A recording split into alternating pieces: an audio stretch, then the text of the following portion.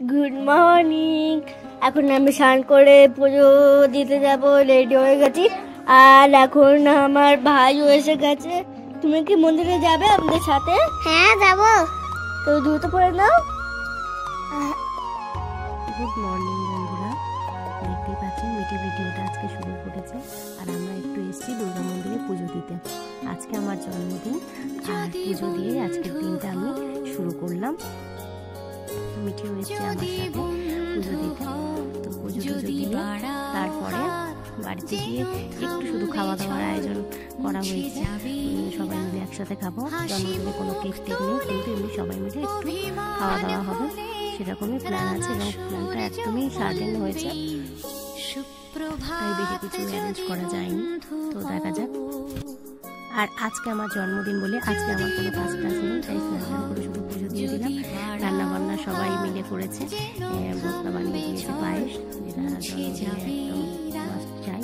পায়েস ছাড়া তো জন্মদিন হয় না। তো পায়েস বানানো হয়ে গেছে, আর এবার বানানো হচ্ছে। এদিকে দেখা যাক কি। এই যে সৌরভদা চলে এসছে বিরিয়ানি বানানোর জন্য। চিকেন টিকেন পুরো রেডি করা। তো আলু কাটা হয়ে গেছে, সব মোটামুটি রেডি। এদিকে মিটি খেলা করছে ভাইয়ের সাথে, খুব মজায় আছে। রবিবারও আজকে, তাই স্কুলও নেই। আর ইউটিউব থেকে দেখতে বলছে ভাইকে। তো এদিকে পেঁয়াজের বেরেস্তা রেডি হয়ে গেছে, চিকেন ফুটছে পুরো। আর বেশ দুপুরের সময়টা এই বিরিয়ানি কেমন ফিরে পেয়ে গেছে। আর এদিকে হচ্ছে চিকেন কষা। বিরিয়ানি মোটামুটি কমপ্লিট হয়ে গেছে, এবার শুধু খাওয়া দাওয়ার পালা। এই যে সৌরভটা লাস্ট ফিনিশিং দেখে এসেছে বিরিয়ানিটা। বিরিয়ানিটা খাওয়ার জন্য সবাই সেই কারণে প্রচুর দেরি হয়ে গেছিল রান্না।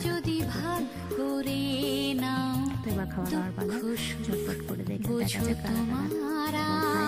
বিরিয়ানিটা কেমন হয়েছে। সবাই বিরিয়ানিটা খেয়েছে। এটাই এইভাবে আমার জন্মদিনটা আজকে কাটলো। সবাই মজা করা হলো, গল্প টল্প হলো, আড্ডা হলো।